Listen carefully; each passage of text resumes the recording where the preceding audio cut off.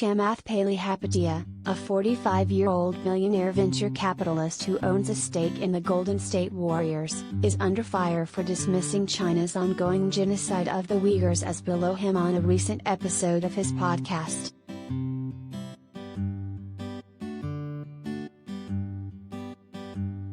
Nobody cares about what's happening to the Uyghurs, okay, Palihapitiya said in an episode of the podcast published Saturday.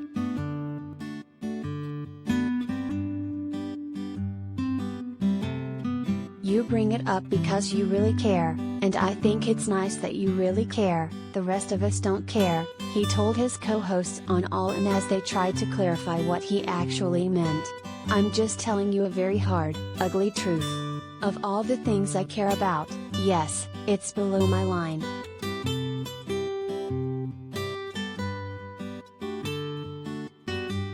Palihapitiya later said that concern about human rights abuses in other countries is a luxury belief and that Americans should withhold their opinions until we actually clean up our own house.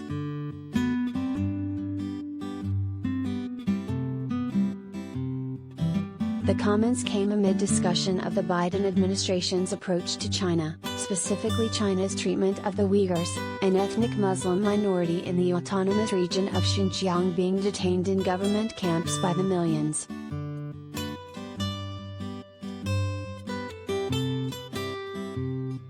In July, President Joe Biden warned that U.S. businesses with investment ties to the region could face legal consequences, citing the widespread, state-sponsored forced labor and mass detention of Uyghurs.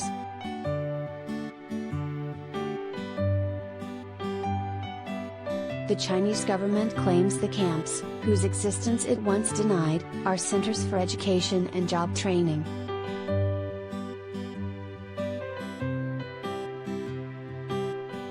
As backlash to Palihapitiya's comments grew, the Golden State Warriors released a statement distancing the team from him and downplaying his involvement.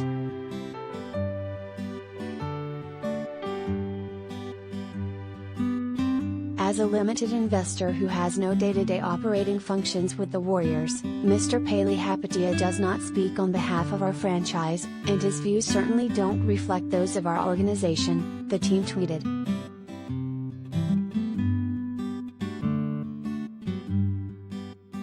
It's unclear how much of the team Palihapitiya actually owns.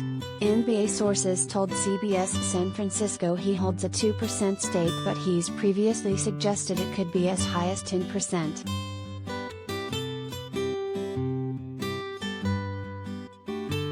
After the Warriors' statement, Palihapitiya published clarifying comments of his own.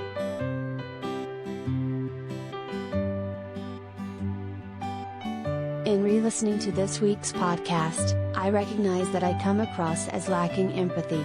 I acknowledge that entirely, he wrote in a statement.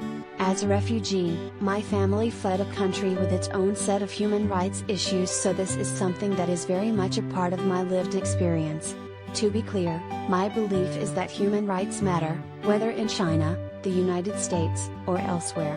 Full stop.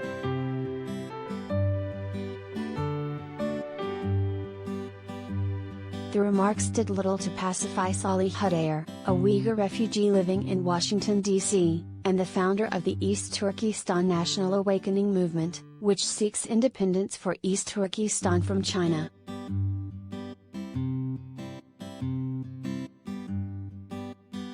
Hell is not hot enough for Chamath Palihapitiya, he said in an emailed statement, noting that Uyghurs in China face government-sanctioned rape, enforced sterilization, torture, imprisonment, persecution, deportation and enforced disappearance to wipe them out.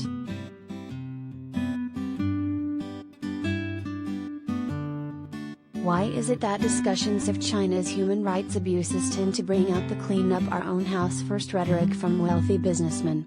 He asked.